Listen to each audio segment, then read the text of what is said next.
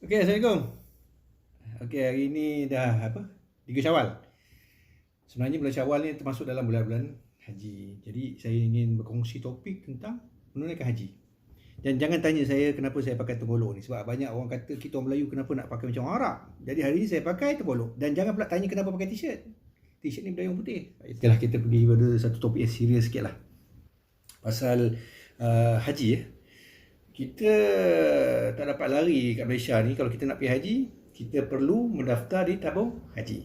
Ya, banyak orang salah sangka, dia perlu ingat bila kita buka akaun di tabung haji automatik ataupun otomatis. Maksudnya kita daftar haji. Bukan begitu.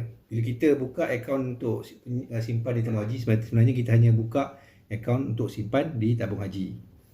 Dan pendaftaran adalah satu benda yang lain. Sekarang ni kita boleh tengok mendaftar di tabung haji ni makin sengit. Contoh macam anak saya. Anak-anak saya kita dah daftarkan dan tahun 2080 lebih baru boleh pergi haji. Sekarang baru 2020. Oh, memang tight lah. Tapi kita jangan putus asa. Kita percaya rezeki adalah daripada Allah SWT. Dan kita percaya juga panggilan sebagai Duyufur Rahman ya, sebagai tetamu Allah ni adalah tertakluk pada Allah sahaja semata-mata. Macam-macam bentuk rezeki yang Allah boleh bagi dan tidak mustahil kita ada peluang kita juga. Jadi saya ni cuma nak cerita pasal pengalaman saya je lah sebagai orang yang pergi haji ni. Actually, Alhamdulillah saya mempunyai parents yang cukup mempunyai apa orang kata vision ataupun mempunyai wawasan yang jauh.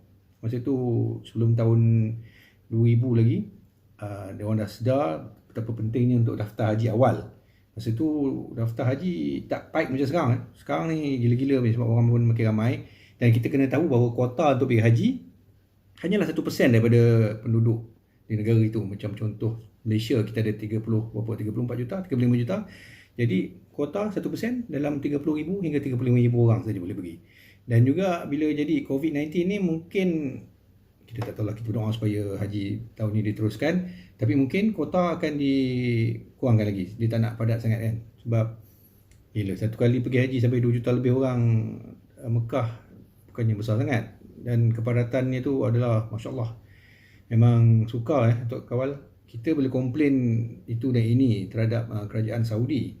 Tapi saya rasa mereka dah buat yang sebaik mungkin lah untuk menguruskan orang-orang yang pergi menunaikan haji. Bukan sekadar dari segi keperluan orang, dari segi air, dari segi makanan, dari segi transport, dari segi hotel-hotel, semua tu nak pastikan begitu ramai orang boleh pergi dalam satu masa adalah satu benda yang sukar.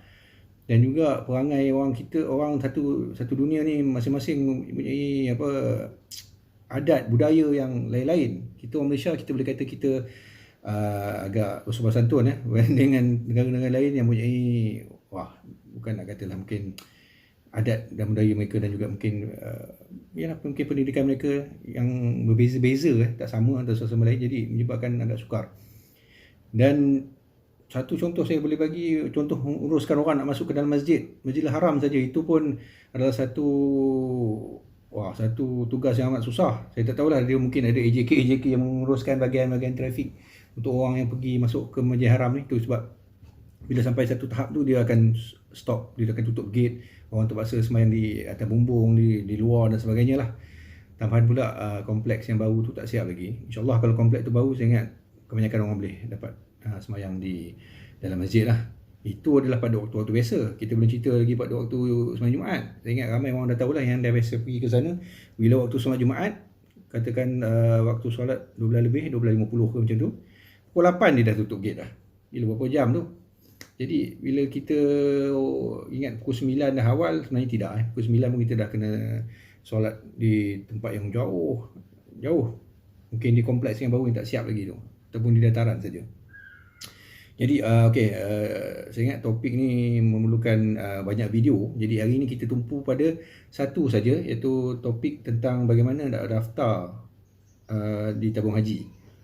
Jadi Alhamdulillah, sebelum ni kalau kita nak daftar di tabung haji, kita kena ada minimum simpanan 1,300. Jadi bukan semua orang dapat menyimpan sehingga 1,300. Jadi apabila sedar tentang masalah ini, tabung haji bagi option lain, iaitu kita boleh menggunakan simpanan kita di KWSP. Maksudnya jika simpanan kita di KWSP dah mencapai 1,300, kita pun layak untuk daftar untuk pergi haji ni. Jadi mudah saja, pergi saja ke tabung haji. Ini kita cerita orang yang memang dah ada 1,300, pergi saja ke mana-mana tabung haji ataupun ejen-ejen tabung haji, Bank Islam dan sebagainya, bawa kad dan bawa untuk anak-anak yang bawah 12 tahun, bawa MyKid ataupun surat beranak, dan pergi saja ke kaunter dan kata nak daftar haji. Malahan kalau kita pergi dekat tabung haji kan dia ada dia punya tu tekan saja untuk daftar haji. Jadi mudah saja. Untuk yang perlu KWSP tu, cuma bawa MyCard dan bawa penyata KWSP, menunjukkan pada akaun 2 tu kita dah ada 1,300.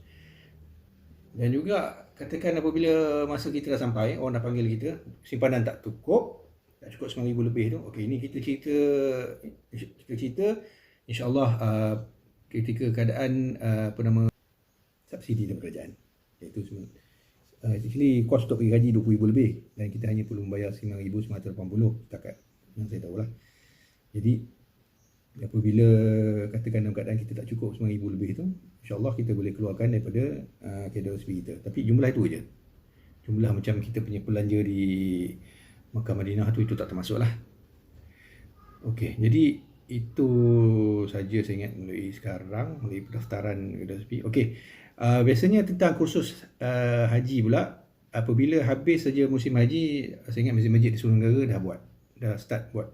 Jadi kita boleh pergi saja mana-mana masjid yang ada buat tu dan join saja. Saya ada bersama saya jemaah-jemaah yang dah pergi sampai 8 kali, 9 kali, 10 kali, 10 tahun lah maksudnya dah pergi belajar pasal haji ni, tapi tak panggil-panggil. Alhamdulillah dipanggil juga. Jadi keistimewaan Malaysia, keistimewaan kita ni, kerajaan kita, tabung haji, Kementerian Agama kita yang menjaga agama dan sebagainya, dia sedar tentang ilmu untuk menunaikan haji ni. Jadi dia orang dah buat kursus sampai 20 berapa minggu semata-mata pergi haji. Sebenarnya haji ni taklah susah sangat. Orang yang pergi haji dia kata tak susah sangat, tapi orang yang tak pergi tu dia macam tak nampak gambaran kan. Jadi sampai 12 minggu. Tapi ada juga yang tak bagus ni tu, bila kita buat sampai beberapa minggu ni, orang ingat macam susah sangat haji ni, macam satu benda yang sukar sangat. Sebenarnya tidak, dia adalah satu benda yang mudah. Haji ni adalah satu benda yang mudah. Mungkin kita akan cerita dalam video-video seterusnya lah tentang manasik haji ni sebagainya. Okay, jadi ini kita nak cover tentang pendaftaran haji. Jadi saya harap insya-Allah pada Duyufur Rahman pada tahun ini 1441 Hijrah ni, insya-Allah akan mendapat rezeki lah, Allah izinkan untuk menunaikan haji.